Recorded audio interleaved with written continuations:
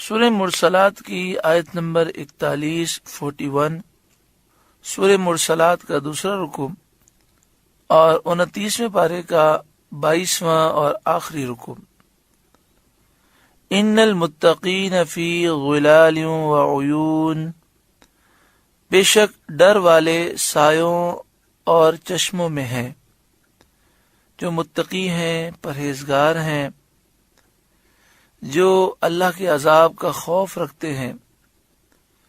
فی غلال وعیون، جنتی درختوں کے سائے میں ہوں گے اور چشموں میں ہوں گے، عیش و سکون میں ہوں گے۔ وفواکہ مما یشتہون، اور میووں میں سے جو کچھ ان کا جی چاہے، جو پھل جو میوہ کھانے کا دل چاہے گا وہ عطا ہوگا، اس سے وہ لذت اٹھا رہے ہوں گے۔ اس آیت سے ثابت ہوا کہ اہل جنت کو ان کے مرضی کے موافق نعمتیں ملیں گی۔ دنیا کی زندگی بڑی تلخ ہے، یہاں انسان کو جو میسر آتا ہے اسی پر راضی ہونا پڑتا ہے، لیکن جنت میں جنتی جو چاہیں گے وہ عطا کیا جائے گا۔ کلوا واشربوا ہنیئا بما کنتم تعملون، کھاؤ اور پیو رچتا ہوا اپنے اعمال کا صلہ۔ ہنیئا، رچتا ہوا خوشگواری کے ساتھ کھاؤ پیو، یہ ان نیک اعمال کا صلہ ہے جو تم نے کیے،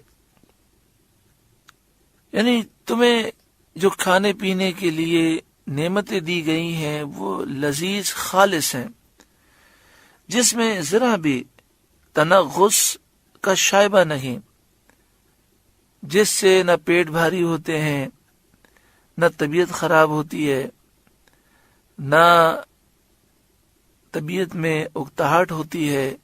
دنیا میں کوئی چیز چاہے جتنی بھی لذیذ ہو، شروع میں لذیذ لگتی ہے، لیکن جب چند لقمے کھا کر پیٹ بھر جاتا ہے تو اس کی لذت کم ہو جاتی ہے۔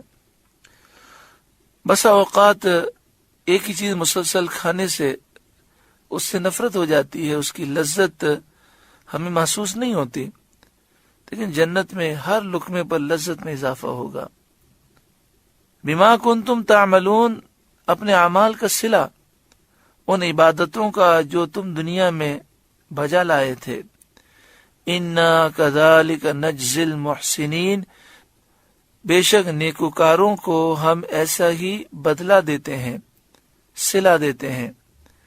ویل یومئذ للمکذبین، اس دن جھٹلانے والوں کی خرابی ہے۔ اب تحدید کے طور پر کفار کو خطاب کیا جاتا ہے، اے دنیا میں تکذیب کرنے والوں، اے دنیا میں اللہ اور اس کے رسول کو جھٹلانے والوں، کلوا وتمتعوا قلیلا، تم دنیا میں کچھ دن کھا لو اور برت لو، اپنی موت کے وقت تک استعمال کر لو۔ انکم مجرمون، ضرور تم مجرم ہو، کافر ہو، تم ہمیشہ جہنم کے عذاب میں رہو گے۔ ویل یومئذ للمکذبین، اس دن جھٹلانے والوں کی خرابی ہے، بربادی ہے۔